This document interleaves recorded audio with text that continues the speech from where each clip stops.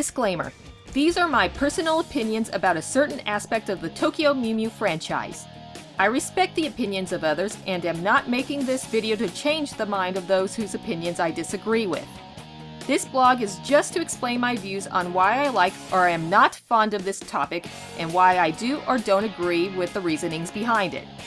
I don't normally make these types of disclaimers since my regular viewers are smart enough to know that, but I know that there are some newbies who might get the wrong idea if I don't.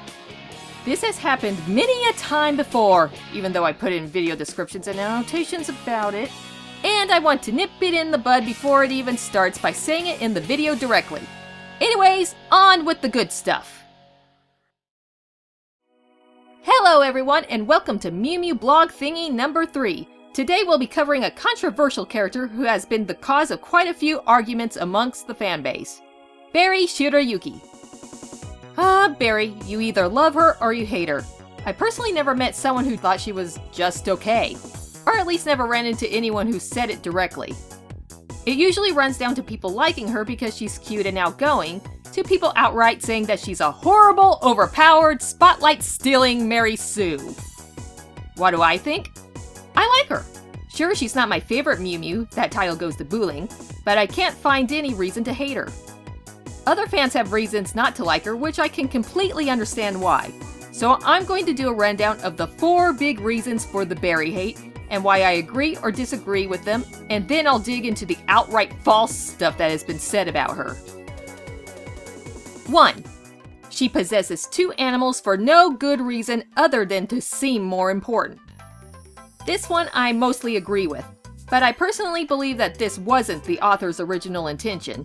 In story, Ryo and Keiichiro weren't planning on only one person getting both animals, and Ryo wanted to find out how it was even possible that it happened to Berry. However, this little plot point wasn't given any more details and it was swept under the rug when the main plot took over. As I said in my Alamo comparison review, I wish this was expanded on with them finding out why it happened and what kind of side effects this would have caused. Well, at least more than just turning into a bunny with a cattail. 2. Berry is an overpowered god Sue. This one I personally don't agree with at all, especially after I reread the manga for my review.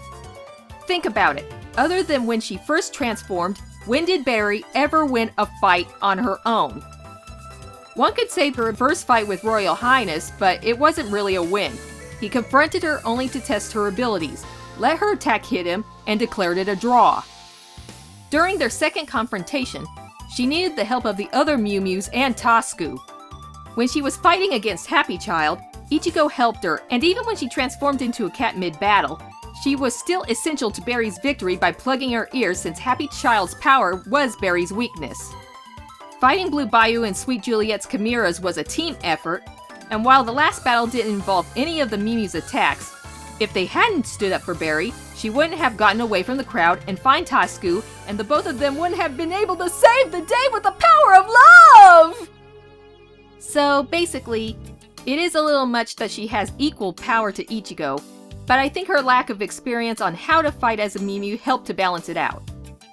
3. Berry shouldn't have taken Ichigo's place as leader. This I completely agree with. However, it's not that big of a problem since she's not the main leader for long. Just one chapter after Ryo made her leader, Ichigo returns and they're both co-leaders. But yeah, there could have been a much better way to make that scenario work. As I also stated in the review, I thought that it'd be best if Zakuro, due to her experience and strength, was leader until Ichigo came back and they'd all help train Berry until she could truly become co-leader. That way the characters could properly get to know Berry better and everyone can have character growth without one outshining the other. But for the actual story, I don't blame Berry for it. Ryo should have planned things better. 4. Berry is the center of attention, aka the main focus of the story. Why yes. Yes, she was. However, it was no different with Ichigo in the first series. Other than Ichigo, the only ones who had some type of development were Retsu and Booling, and even then, it wasn't much. The rest of it was about Ichigo and her complicated love life. And that series had 5 more books than Alamode. Fortunately, the anime was able to add character development to the others, which is something Alamode lacks. But it's not something that I would fault Berry on since Ichigo is guilty of the same thing. I will admit that it's a big offender, it's just that it's no better than the first series in that aspect. So yeah, those are the big four, and the three main offenders could be fixed by one simple solution. Making the story longer so those things could be expanded on so they wouldn't feel forced in without reason.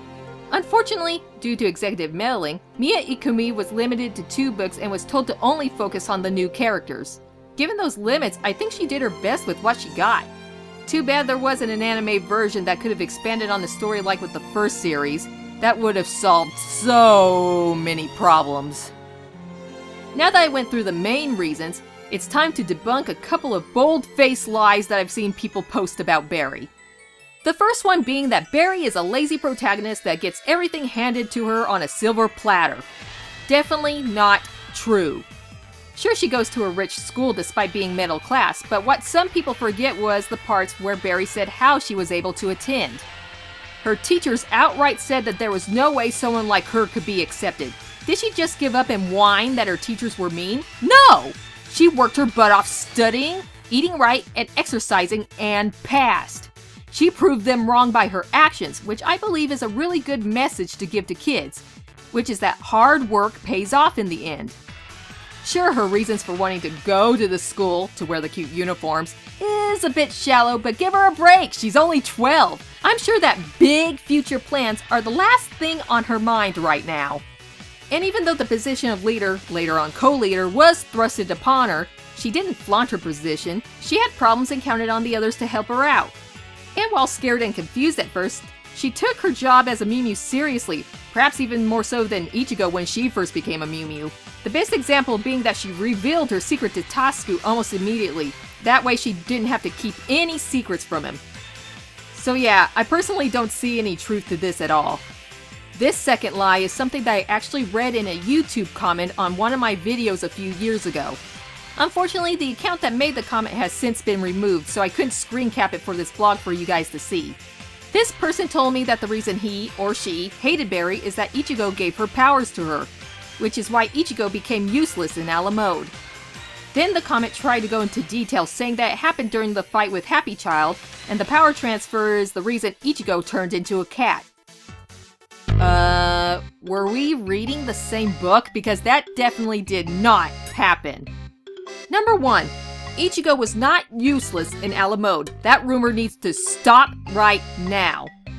Yes, she said that she had a problem turning into a cat 3 minutes after transforming, but that only happened once.